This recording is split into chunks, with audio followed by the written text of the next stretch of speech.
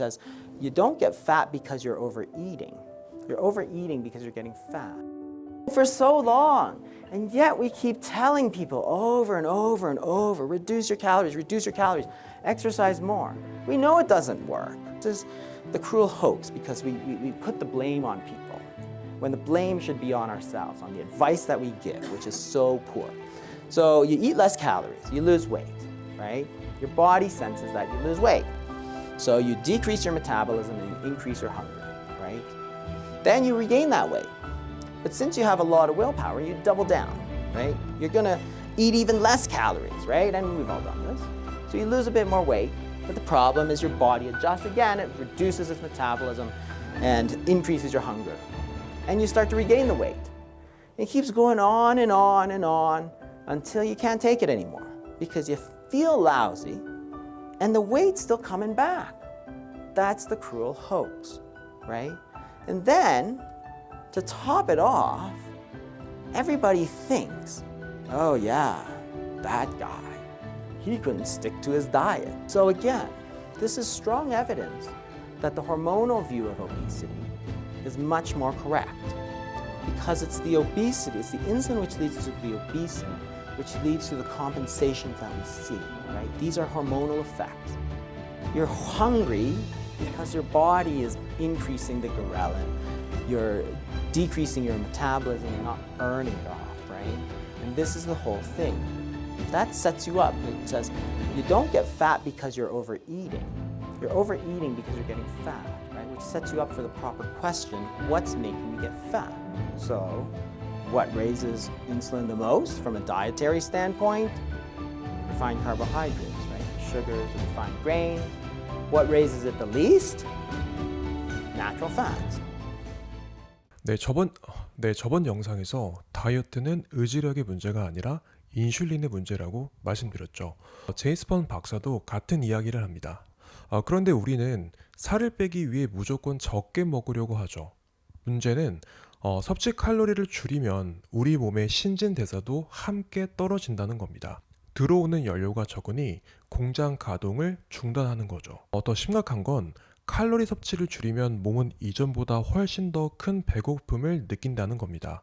움직임은 줄어들고 배고픔은 심해지니 결국 살이 찔 수밖에 없는 몸이 되는 겁니다. 여기에 더해서 현재 우리의 주 에너지원인 탄수화물은 인슐린의 분비를 더 크게 증가시키는데요. 이때 많아진 인슐린 호르몬은 우리 몸을 더욱더 살찌는 체질로 만듭니다. 그리고 이렇게 많아진 인슐린 호르몬은 우리 몸을 더욱더 살찌는 체질로 만듭니다. 이것이 바로 우리가 매번 다이어트에서 실패하는 이유입니다. 그러면 오늘 영상에서는 구체적으로 탄수화물이 어떻게 지방으로 전환되는지에 대해서 알아보도록 하겠습니다. 시즌 1의 첫 번째 시간입니다. 오늘은 왜 탄수화물이 지방으로 변하는지 알아보겠습니다. 밥심이라는 말이 있죠. 이미 우리 식단의 주식은 쌀이 되었는데요. 내용에 들어가기에 앞서 우선 탄수화물의 역할에 대해서 살펴보도록 하겠습니다. 우리는 탄수화물을 왜 먹을까요? 탄수화물의 역할만 이해해도 여러분은 당장 오늘부터 건강해질 거라고 확신합니다. 쌀은 어렸을 적부터 가장 흔하게 먹을 수 있는 것이었습니다.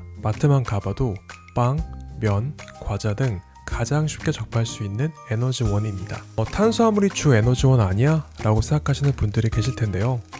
나중에 말씀드리겠지만 사실 우리 몸은 하이브리드 시스템입니다. 탄수화물을 먹어서 분해되는 포도당과 지방을 분해했을 때 생성되는 케톤, 우리는 이 두 가지 에너지원을 사용합니다. 그리고 사실 포도당은 예비연료에 가깝습니다. 그 이유를 잠시 뒤에 설명드리겠습니다. 그 전에 탄수화물의 가장 큰 역할은 바로 지방으로의 축적입니다. 물론 수렵과 채집 시대에는 음식을 원하는 시간과 장소에서 먹을 수 없었습니다.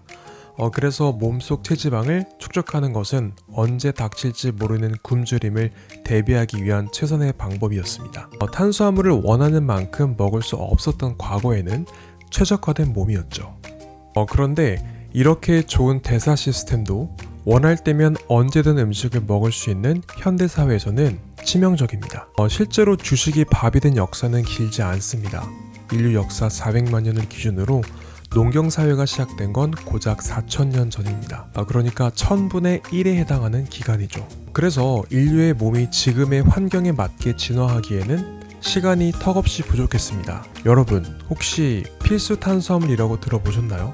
당연히 없으실 겁니다. 왜냐하면 필수 탄수화물이라는 건 없기 때문입니다. 우리 몸에서 직접 생성되지 않는 영양소에 필수라는 이름이 붙는데요. 필수 아미노산, 그러니까 단백질이죠.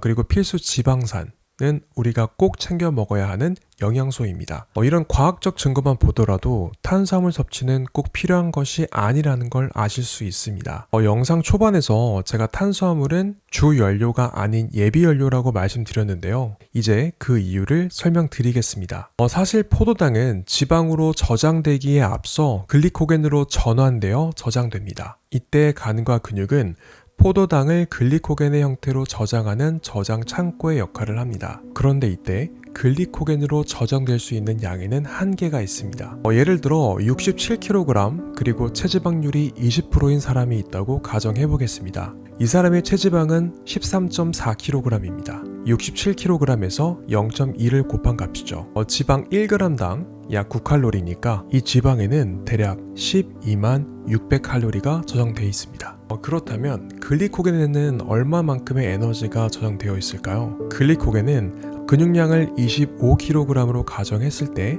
약 500g으로 2000칼로리의 에너지를 저장할 수 있습니다. 참고로 일반적으로 간에 저장되는 글리코겐의 양은 성인 남성 기준 100g, 그리고 근육 1kg당 13에서 16g의 글리코겐이 저장 가능합니다. 근육의 양이 20kg에서 30kg의 경우 대략 300에서 400g의 글리코겐을 저장할 수 있습니다. 그래서 100 플러스 400, 약 500g의 글리코겐이 저장 가능합니다.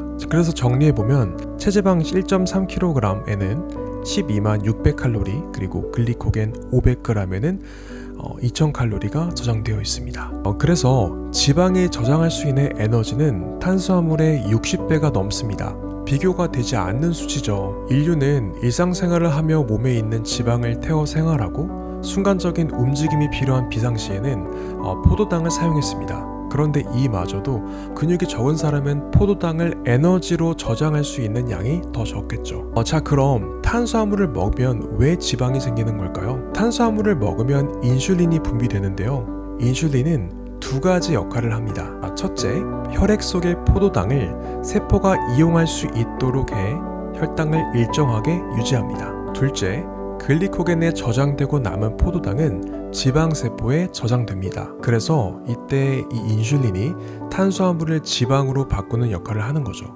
이미 간과 근육에는 글리코겐이 꽉 차 있는데 탄수화물이 계속 들어가니 우리 몸은 남는 에너지를 지방으로 저장할 수밖에 없습니다. 이제는 다시 수렵채집 시대로 돌아가 볼게요.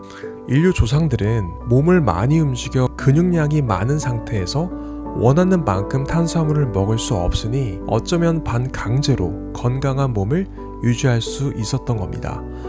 그런데 현대인들은 어딜 가나 음식이 질비하고 자극적인 냄새와 비주얼로 유혹되기 쉽습니다. 원하면 언제든 밥과 빵을 마음껏 먹을 수 있죠. 그래서 굶어 죽을 일이 없음에도 배고프지 않아도 먹는 게 일상이 되었습니다. 그런데 인간의 몸은 아직 그에 맞춰 진화하지 못했기에 정확히는 탄수화물을 주 에너지원으로 하는 대사 시스템을 장착하지 않고 있기에 탄수화물을 필요 이상으로 먹게 되었고 이것이 현대인들이 당뇨병, 심장질환, 암, 비만 등 만성질환을 얻게 된 원인입니다. 삶은 풍요로워졌지만 역설적으로 건강은 악화되고 있는 거죠.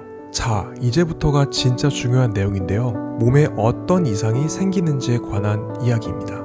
왜 점점 쉽게 피로감을 느끼는지, 이것을 방치했을 때 생기는 합병증이 무엇인지 아주 쉽게 설명해 드리겠습니다.